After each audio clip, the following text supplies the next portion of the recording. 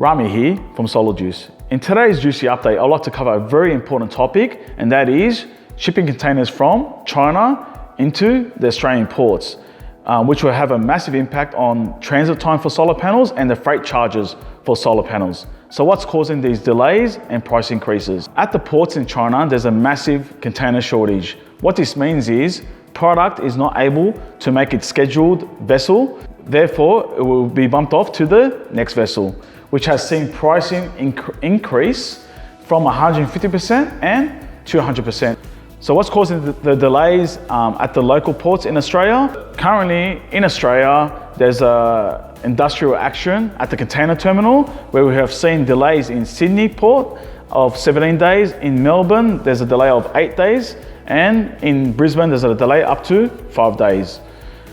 When things will get better, actually they'll get worse before they become better, and we're expecting things to get back to normal around Chinese New Year in 2021. That's all for me, guys. Over to Formbay.